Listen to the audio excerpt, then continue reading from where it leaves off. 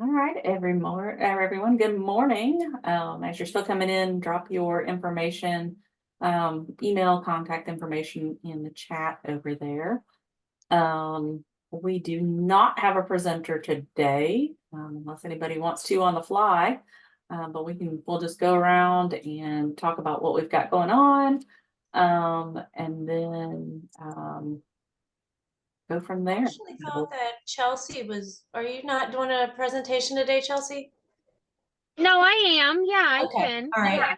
Well, good. So that leads me to the first thing is we don't have a chair apparently. She's MIA. Where she was working. I had all of her emails were bouncing back to me. So I called and she doesn't work there anymore. So I have no clue how to get in touch with Tanya. So Chelsea, I'm glad you're here to be our speaker and save the day. So I will give you Yeah. give you access here in just a few minutes. But is there anyone here that's local that would be interested in serving as chair? I mean, basically, I actually thought that I was, because I was co-chair with Will Carpenter, that okay. was kind of what I had stepped Perfect. into. Okay, perfect. So, all right. Good, Stephanie. Thank you. I'm a little patient there. So, all right. So, I'm making a note now. So, all right. How about you lead the meeting then, since I'm all confused? Okay. So I'm Stephanie Stout. I work as the Recovery Services Coordinator here in Berkeley County for the Recovery Resource Center. As a person with lived experience, both being justice involved and in long-term recovery, the work that the reentry counselors are trying to do with working together to come, to remove barriers and help people that are reentering into society. It's got a special place in my heart because I was not as lucky when I re-entered, and unfortunately, because of my barriers, I turned back to substances because I didn't know how to navigate any of the systems to get my help that I needed for my mental health and for counseling, therapy, all those things. Today we do have Chelsea on. She's been in the resource center quite a few times. She just helped out with our Save a Life Day. For anybody on here that doesn't know what that is, it started out as a few counties in West Virginia handing out naloxone to their community, setting up a table and doing it for hours out of one day. And it's grown over the years to where it became a statewide, every county last year. And then it's just continued to spread. Last year, I think it was all of our surrounding states. And then this year it was over 31 states across the US, and pretty phenomenal thing. And I'm glad that Chelsea got to be part of that, and so many other community partners that really we've been able to go out there and just, we call it slanging the can, and help reduce overdose deaths by doing so. So Chelsea, I'll hand the meeting over to you, and then we can have time for questions and comments and any kind of events that people have coming up. And then I have a couple other things that I'd like to run by you guys just to see what your thoughts are. Yeah, absolutely. Thank you. Can you guys hear me okay? Okay, cool. So my name is Chelsea Hayes. I am the Community Outreach Manager for Brightview, specifically tied to Winchester. I know a couple of the other people on here. I know Miss Stephanie. I've met Seth and Nikki Potts with Pyramid. So anyways, Save a Life Day was wonderful. It was absolutely amazing. And I have to say that West Virginia definitely has it going on when it comes to community resources in general. You cross the line to Virginia, which is, of course, where I'm located, and there is nothing like that. So it's truly amazing to see how involved the community is, and then also the justice system up there is completely different. So you guys definitely have some good things going on there. But so Brightview is an outpatient addiction treatment program. And I was hoping to be able to um, have something more beneficial for you guys, but I don't actually have like a presentation or slides or anything to kind of put up. So I'm just going to talk a little bit and see if you guys have any questions, and not just pertaining to Brightview, pertaining to substances across everywhere. Is there a more prevalent substance that you guys are seeing now? I know down here there's been a big spike in the amphetamine side of things. So I'm wondering what's taking a turn there. So but back to Brightview. We're an outpatient addiction treatment provider. We of course offer MAT, but it is not a requirement of our program. An individual can still come in and receive counseling and care coordination, and also medical provider visits, regardless of wanting the medicated assisted treatment option. We, of course, have the ability to prescribe all FDA approved medications, methadone, Suboxone, Vivitrol, Sublocade, naltrexone. We treat all substances, including alcohol. Of course, if somebody is in need of a higher level of care, I've worked along with Nikki to try and help get some people in.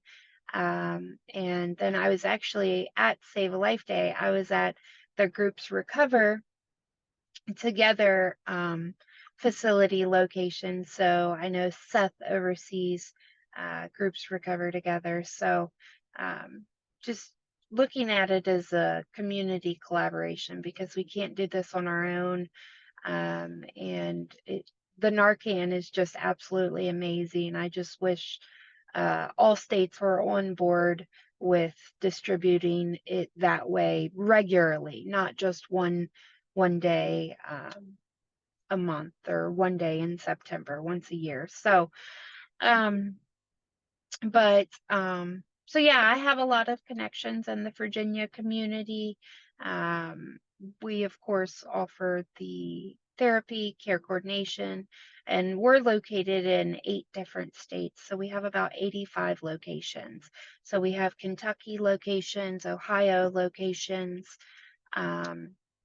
Maryland locations on the East Coast, Massachusetts, of course, Virginia, and North Carolina. And then we have Arizona, which is out on an island, basically, because they're all the way across the US on the other side. But so Brightview is definitely very prominent on the East Coast.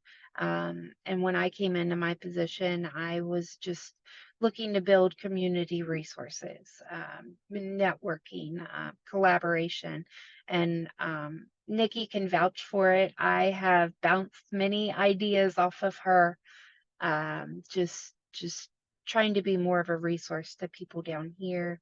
And I think it's very helpful to be involved in West Virginia, because we have locations that border the surroundings of West Virginia. And it's just helpful to know how things function in different areas. Let's see. So we will actually treat someone 30 days regardless of their insurance status. So even if they do have not outpatient, if they have out of state Medicaid, we will treat them for 30 days. They can walk in every day until 3 p.m. And if they are medically stable, they can receive that first dose of medication, or comfort medication if they are going through withdrawal and do not want MAT. So that kind of gives us the option to be able to treat out-of-state Medicaid patients with that option. And then ultimately, we do have the in-house pharmacy. So if they want their prescription filled there, great. If not, we can send it into whichever state they may be in, and they can fill it with their Medicaid there. so that helps with the prescription cost side of things. But yeah, is there any questions so far? Has anyone heard of Brightview, know what we are, who we are? Uh, so, um, yeah, but I am trying to become more entangled in Martinsburg in general, and just help where I can. This is truly a passion for me. I lost my sister my senior year in high school to an overdose, and so I'm very dedicated to the world of addiction and recovery. And it's not a one man job. It takes a village, is what they say. So I think if we ultimately keep striving together, and there, I mean, there's still individuals in the communities that are unaware of services in the area. So if I have the opportunity to talk about other resources in our areas, I will happily do that, because ultimately it does not matter where anyone receives treatment as long as they're receiving the life-saving treatment that will ultimately save their life. So, um, all things aside, Brightview aside, I am here to support the Reentry Council in any way that I can. And yeah, so thanks for letting me take a few minutes. I know it wasn't very long. But yeah, I'm open for questions if you have anything, or um, yeah, just happy to be here with you guys. Thank you so much, Chelsea. I believe that um, she's definitely involved in the community, you guys. Like, we see you pretty regularly. And that's something that I appreciate, because I don't know about you guys, but you have all the resources in the world. And then when it comes down that I need that resource, sometimes I leave a few out. So getting to see you on a regular basis and talk about the different things that you offer for us and the people that we're working with, it's definitely something that I value. And I think that one of the questions I had, which I am pretty sure I know the answer to, but I want to ask for the other folks on this call. So MAT, what does that look like? Is that methadone, Suboxone, Sublocade, Vivitrol? What all does that entail? So the MAT, we offer all FDA approved medications. So we will offer the methadone. We actually started methadone March 20th in our Winchester location. We have 5 different OTPs in Virginia. So not all of them can do methadone, but Winchester does have the licensure for that. So Suboxone or the buprenorphine, we can ultimately prescribe the Subutex if needed. There does have to be a documented allergy to the naloxone portion of that. Unless they're an expecting mother, then we go that route. We do actually have expecting mother programs specifically tailored to them, and just helping them through their journey of sobriety or recovery, or even actively using, just beginning the program. We'll assist them with that. But so we will do the Vivitrol injections for alcohol. Typically, the medical provider starts them on the naltrexone, which is the oral form, and then they will transfer to the Vivitrol if they would like that. Vivitrol can be used kind of dually for alcohol and opioids or opiates. But our providers typically like to push the Vivitrol for the alcohol side of things. The Sublocade is something we also do. We're also finding in our northern locations that Brixadi is amazing, and I had the opportunity to connect with the Brixadi rep for West Virginia back in June at the Wellness Summit that the Tri-State held. And it's just a game changer. It truly, truly is. It's more dosing specific to the patient. They have the option to do it weekly, bi-weekly, monthly. It's not as painful to the patient.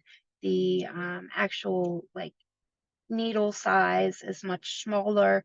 The medication is not a gel. It's like a liquid format or compound. And it can be given in multiple different sites. So the Brixadi is definitely a game changer for sure. We also do treat for hepatitis C. We do lab work on our patients twice a year. And Winchester has successfully treated about 47 hepatitis C patients. So we're proud of that. Our medical director in the state of Virginia, that is his mission for this year, is to be able to provide that treatment to our patients or outside patients coming in. And ultimately, so I've learned some actually really good, helpful things from our medical director regarding hepatitis C treatment. And it doesn't ultimately matter which medication they're prescribed for the hepatitis C. And it doesn't matter if they are religiously taking their medication like prescribed, or if one day they forget. It's ultimately cured, even if the patient is inconsistent with their medication. So hepatitis C is much more contagious or contracted than HIV. And it's also, there's a higher population of individuals who are positive for hepatitis C than HIV. So, and it can stay live for 6 weeks on surfaces that are not cleaned ultimately. So, really good information there. It is good thing that we're pushing for. So I think that's all of the medications so far. So, but yeah, basically anything and everything. We kind of leave that up to the patient themselves. If they are very adamant that they do not want MAT, we are all for that. We're not a cookie cutter program, as I like to say. It's individualized to our patients, and that's one of the most rewarding things, is that our team across Brightview and also in Winchester, since I'm centrally located at that office, we have a very dedicated team, and we genuinely, truly care about our patients. And we've gotten quite a couple success stories, so it's always good to see that, which is awesome. So it is possible, and we do recover. So.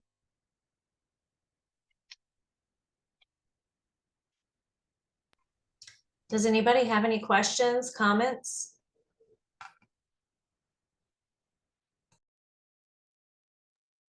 Chelsea, I'd just like to thank you, for sharing your information, and, if you'd like to present at any of the other reentry councils, please let me know. My information's at the top of the chat.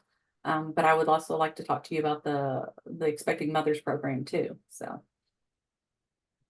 Yeah, that's what I was getting ready to say. Maybe the Potomac Highlands Reentry Council would be beneficial for Chelsea also.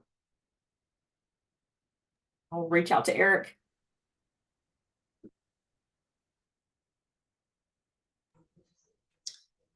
Okay, so I see a few things in the chat here. I don't know if it's just me or if anybody else, but I can't see whatever it is you attached, Seth. I see that there's the Reentry Summit and then the Restorative Justice conference, I'm going to call it. I don't think that's right. But I have the link for that for our area. Aaron Giertner had sent it to me. We're going to host it here at the Berkeley County Recovery Resource Center. So just wanted you guys to know that's what we're doing for our area. And Aaron, I don't know if you can chat a little more on that to give a little more information, since it's kind of your gig. Sure. So the it's like Restorative Justice Week. And in West Virginia, they have decided to do kind of like timed circles across the state. So we have 17 locations that are all participating. Most of them are doing it November 20th at 4 p.m. And Judge Alloy, who's Fairmont based, has done a lot of restorative justice work and has kind of championed it. And he's going to be giving kind of like the welcome address to all the circles at that time. So that's like kind of the significance of the date and the time. There'll be kind of just a quick overview of like what restorative justice is, what circles are, and then we'll be able to have our community circle. And Nicole Bailey is going to be the circle lead for that. There's an Eventbrite registration just so that we can keep track of how many folks, because we want to make sure we have enough space and provider if there seems to be some more interest for that. But it's really great to kind of just address and talk about a model of like who was harmed, and instead of being like what happened, who did it, and how do we punish them, it becomes like who was harmed, what can we do to repair, how do we recognize, everything from not doing just a perpetrator victim model of like how can we get to like this restorative justice principle. Obviously, a lot of us are limited in our roles for some of that type of stuff, but it's just been a really great tool of like kind of a different way to think and perceive situations, personally, professionally, or things that you kind of come across. We're going to have some flyers and all that type of stuff. We had a really great restorative justice conference this past summer that was hosted at Wesleyan with lots of great stuff. And then the biggest thing that we had a planning call last night was it truly is statewide, and it's something that's happening all over. So it's not just like Charleston, Huntington, Morgantown. There's going to be a circle in Jefferson County as well for the folks on the call that might be from there. But we're really excited, and I'll be kind of more prepared and have more material and all that type of stuff to share at our November meeting. But we really want to thank Stephanie and Recovery Resource Center for kind of giving us some space to be able to host that and all the things.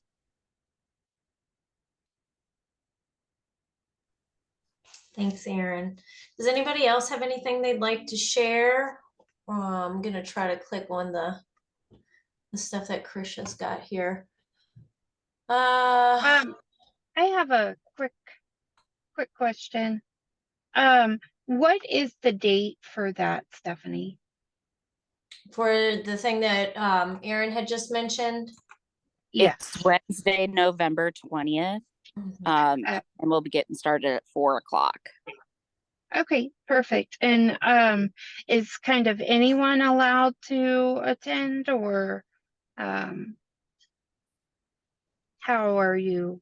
Oh yeah, it's working? all open to the public, free for the community. Okay, great. Awesome. So I see You, if you don't mind, I'm so sorry. The one that's in Jefferson County, like, are they all on the same day and the same time? Is that correct?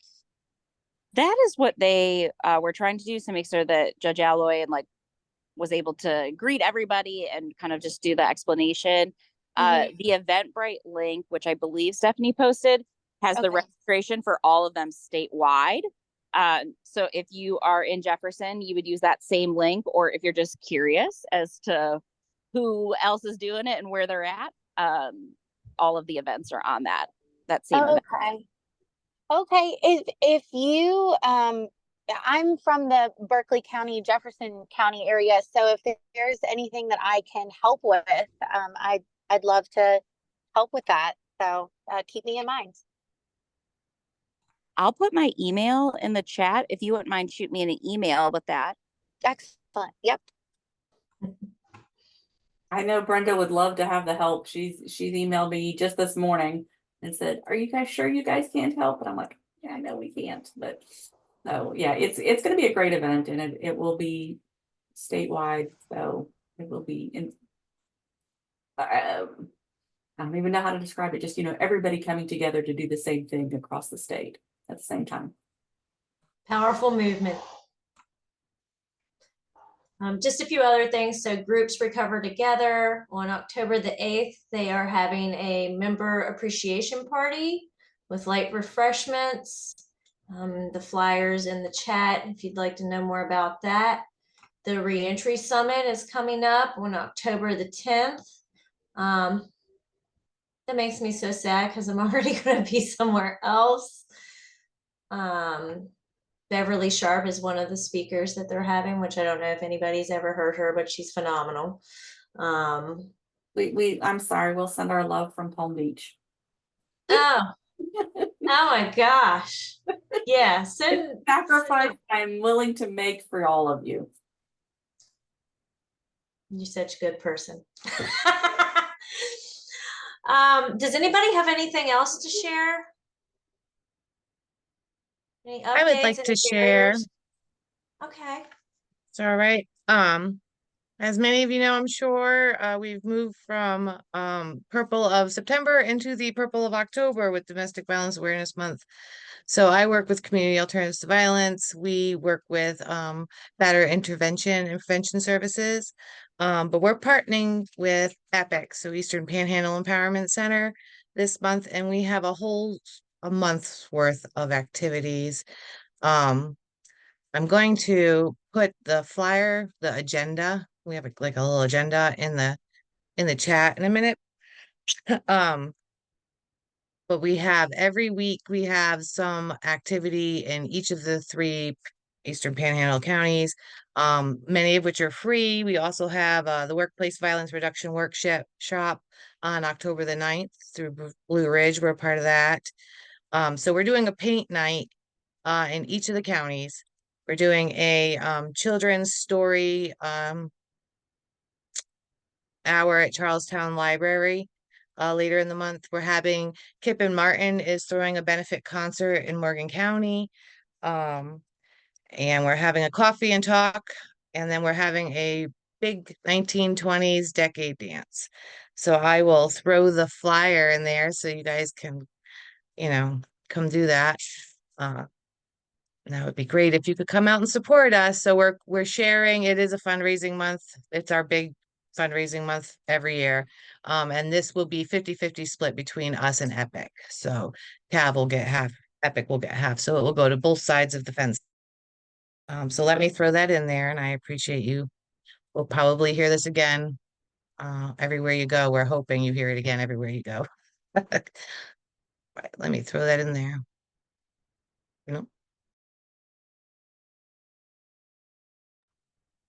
Thank you so much, Christine. That's wonderful. I'm glad to know that I'm not the only place that's having to deal with planning of not your fundraising time. This is our fundraising time for my nonprofit as well.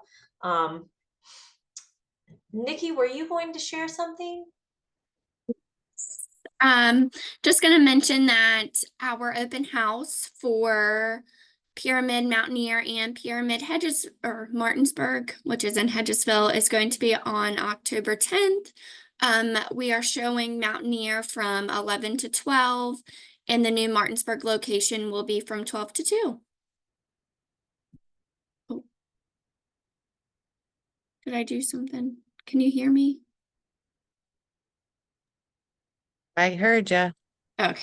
I just wanted to make sure. I stopped. I saw Stephanie's lips moving for a second and then I didn't hear anything. So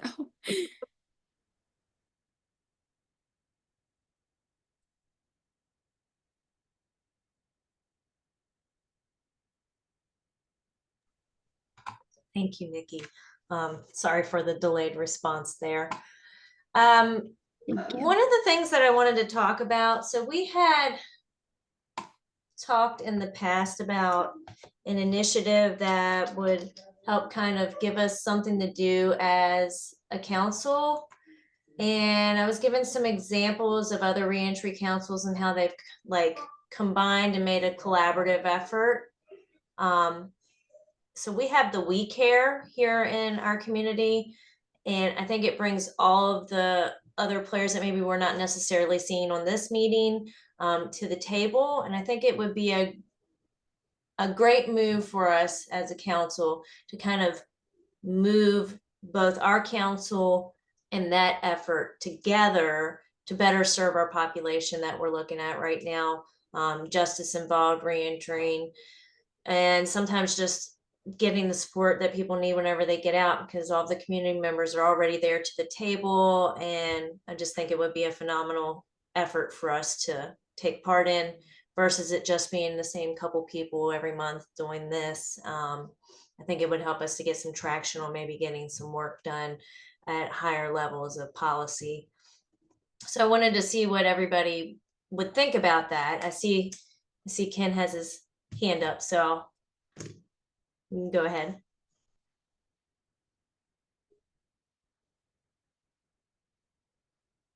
Thanks. I put my hand up.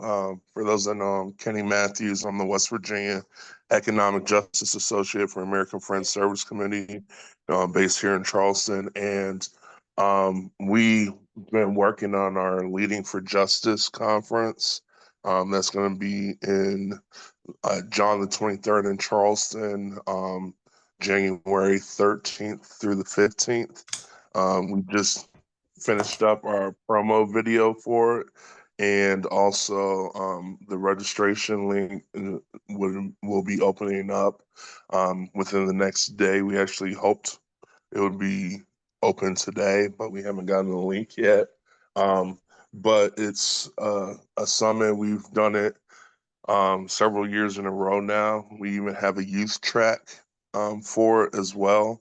And it's about developing policies, talking about different initiatives like our second look sentencing, recovery, reentry, anything revolving around criminal law. And it's about getting people who are directly impacted, those that are formerly incarcerated, friends and family members of those that are currently incarcerated, together to develop policies and practices to help the criminal legal system. And I do a lot of work around second look sentencing, which is a policy we developed last year and got introduced actually to the Capitol. We had secured a Republican sponsor for it, and it's going to be sponsored again this year as well. Yesterday, I actually talked to Senator Woodrum,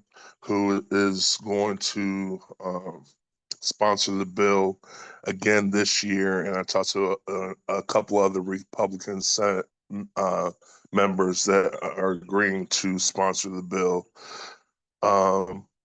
as well. And so when the link is up and active, I can send all that information to this council. I'm planning on sending it to all the reentry councils in the state.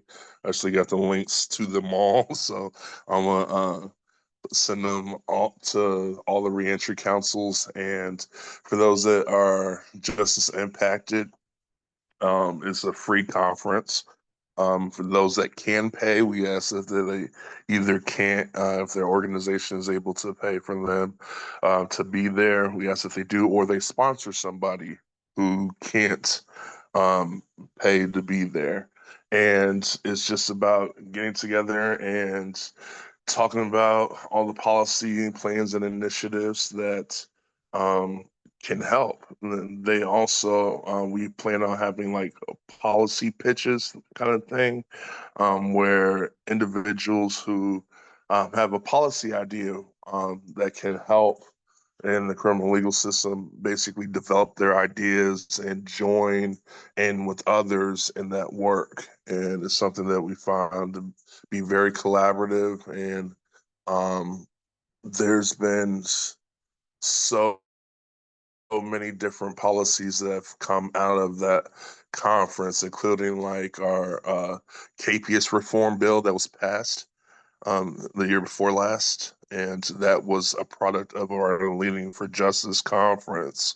And so I would invite anybody who wants to or get involved or wants to show up to, join us. It's going to be right after January interims, the week afterwards, and right before session starts. So it gives people a good chance to get some ideas, meet some people, and talk to them about policies that can help.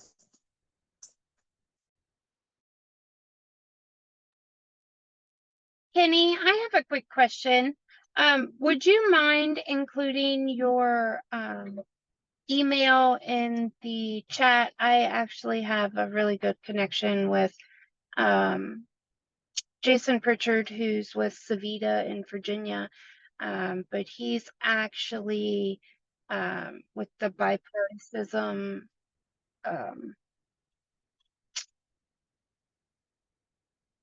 group. I'm not sure what exactly you would call it, but he's very involved in pushing different bills and government officials to actually change. I know one of them was the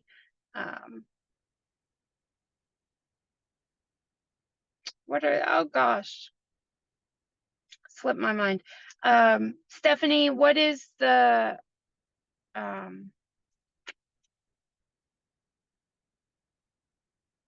it's barriers. There it is. Removing the barrier crimes for certain individuals who have those and are not able to be employed. So he's really involved with that. Long story short, if you would just include your email, I think that would be a great connection to make.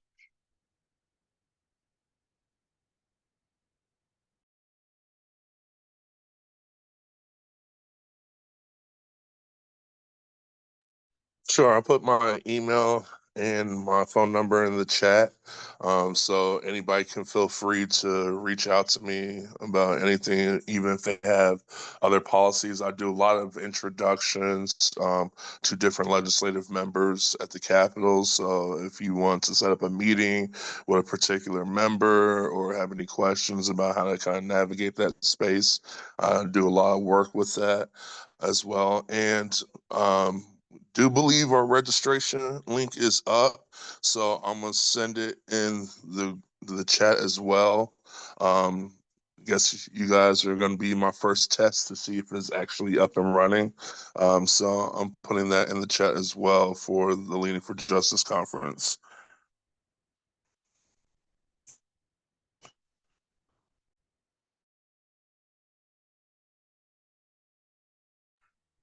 I'm just testing the link out. I was like, I'm gonna let you know right now. And I had dropped the flyer for the save the date up there earlier too. So Yep, it's solid. Awesome. I'll be sending out the promo video.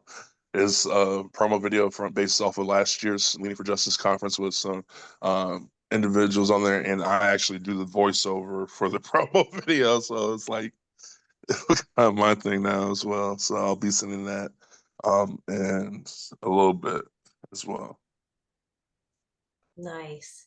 So I went to this, I think it's 2 years ago now, and it was a phenomenal experience for me. One, I get to see all the people that I see on meetings that I don't necessarily get to see face to face, that either have that same experience with me with reentry, or the way that some people can be treated when they're incarcerated,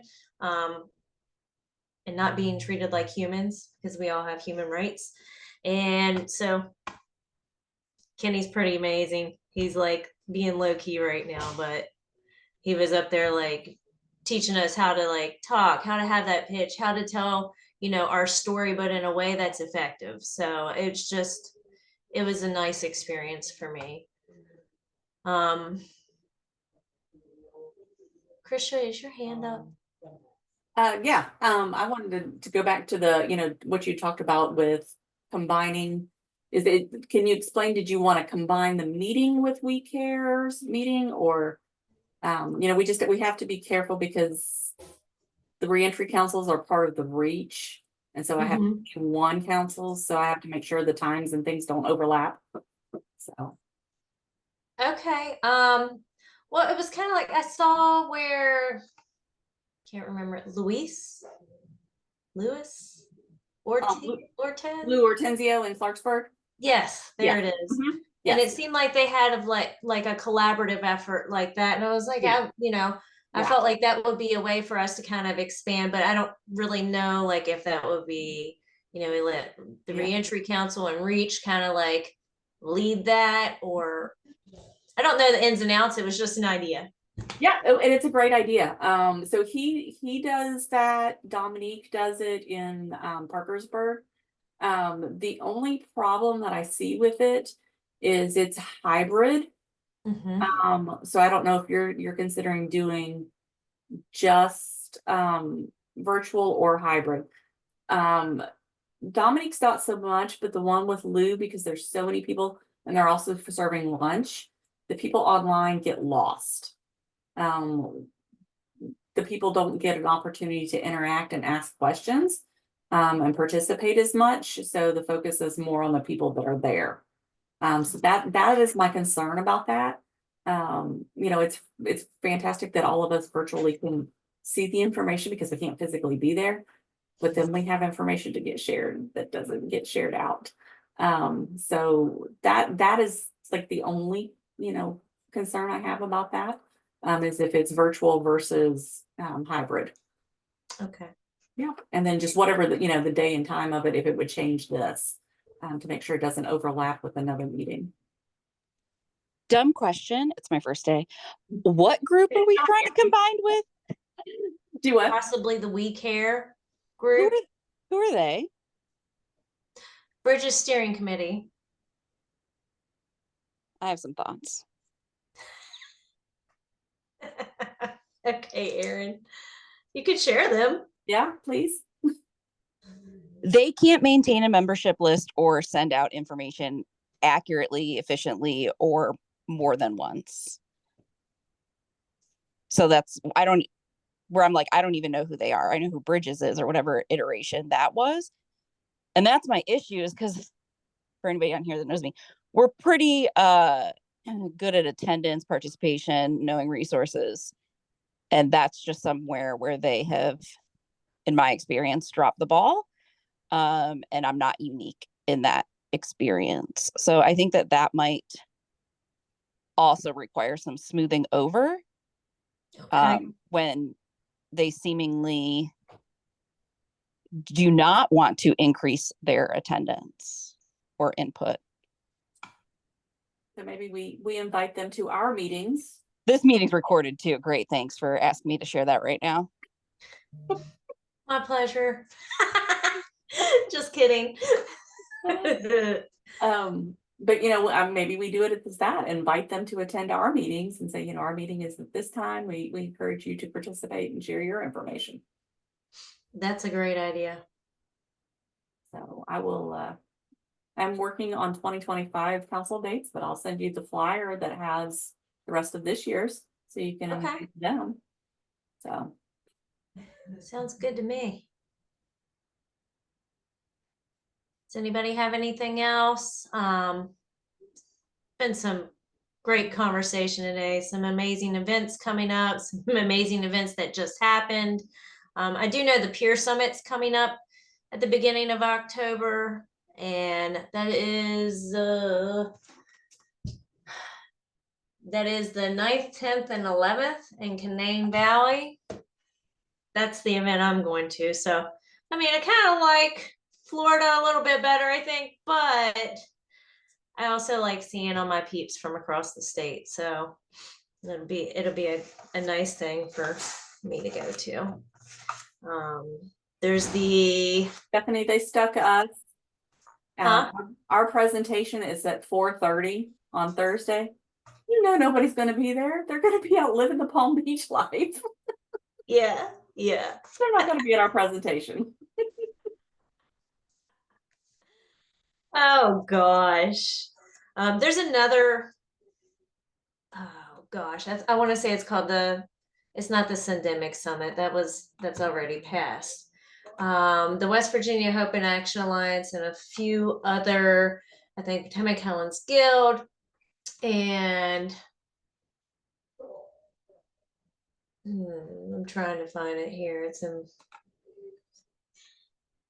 email somewhere. Where is it at?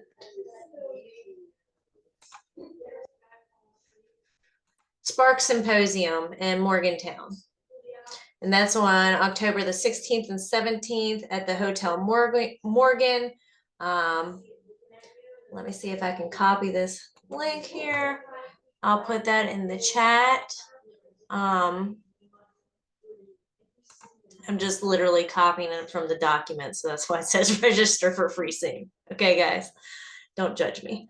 So West Virginia Hope and Action Alliance, I'm actually a member of their alliance, and they kind of strive to, across the state, be the coalition of coalitions to, help remove barriers, find funding, all of these different things to help coalitions. So it'd be interesting to see.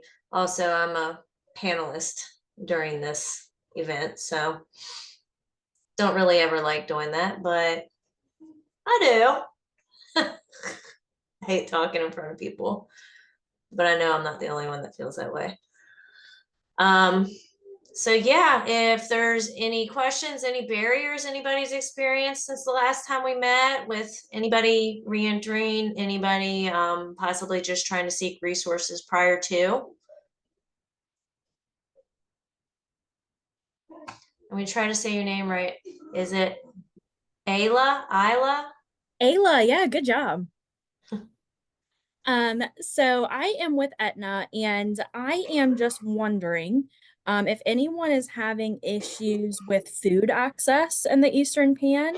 I'm working on, I have a very idealistic idea that I'm trying to navigate, where there are a few farmers markets that are struggling for participation, right? And I think that, so full transparency, I grew up in Berkeley Springs, so I say this with love. There's a lot of very like crunchy folk who are like very nutrition based, and I think that turns a lot of people off, right? That a farmers market for me is an event. I like going because it's a social thing. Anyway, I'm wanting to kind of move and pilot a situation where it's more like a resource event, but not, if that makes any sense, to kind of increase participation across the board. And if that is something that your participants would get benefit out of, I'd love some feedback. I know in the past in Jefferson County, there was the CMI. That's what I know it's called. Yes. And yes. they were handing, it was around Christmas time. We had done a specific, it was a Feliz Navidad for specific populations that don't necessarily, they have that language barrier. And so like they came out and they had fresh produce, they had chicken quarters, milks, butter, like all these different things that in a normal, like, food pantry, you go there and you're not getting those things. I think that would be phenomenal for our area, because a lot of places it's usually dry goods, non-perishable items. You get the macaroni and cheese, but you don't get the milk to go with the macaroni and cheese. You don't get the meat to go with any of the grains or, the vegetables. So I would be highly interested in having something like that. And like you said, bring some of the resources so that it's attractive to bring people out to it, so it's more well attended. Mark is his name. Mark Pfeiffer. Yes. Yeah, he's great. I spoke to him recently, and he's doing some really innovative things that are very modernized in that world. But for the, I don't know, more typical farmers markets. Anyway, if there's any other feedback or anything, or if you want to know more about what I'm trying to push, my information's in the chat. If you just have general thoughts about food insecurity in the Eastern Pan, I'd also love to know.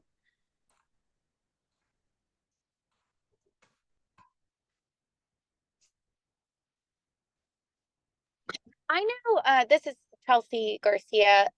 I was a peer recovery coach at Jefferson Bay Report Center in Jefferson County. And a lot of our clients had experience of food insecurity. And so we would get some donations from local organizations, and we'd kind of make hygiene bags and put some food in there and stuff like that. Of course, there's JCCM, which is great, but a lot of the times the barrier was the folks that live on the mountain. They didn't have transportation to get down. And so I'm curious if I think it would be great to have those local farmers markets and have resources there, because especially the divide between Berkeley County and Jefferson County is incredible. Like, it's like, you know, DC to the country. It's just resources versus minimal resources. So I think that would be really beneficial for that area if you were targeting that. But also, I guess in order for that to work, I think a lot of the times in the biggest barrier is transportation, obviously. So that might be something that would, yes, there is a lot of food insecurity from what I dealt with. And I think that would be really great. I think transportation is a huge issue of how they get there to obtain the food and stuff. We would go pick them up sometimes and things like that. So I think that would be great. And again, you know, in Berkeley County and in Jefferson County, if you guys need some help with anything, if there's anything I can help with, I'm pretty available. So please let me know. But thank you so much for putting your neck out there and wanting to make a difference.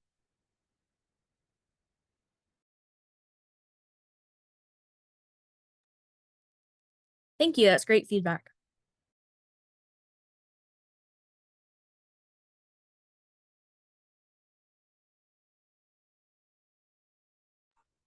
Does anybody else have anything else they would like to share? Updates, barriers. Just gonna say it one more time. And of course we have, do you have your contact information? Ayla, I think, do you have that in the chat? Yep, and I just put it in there again. Okay, good deal, good deal. And Stephanie, when we're done, I'll send you the chat and the meeting recording. Okay. And then I'll do a giant email with all of the flyers from today. And I'll send it out to everybody here. Wonderful. If we don't have anything else, we'll bring the meeting to a close and see you next month. Thanks for coming, guys. Appreciate you. Bye. Thank you. Thanks.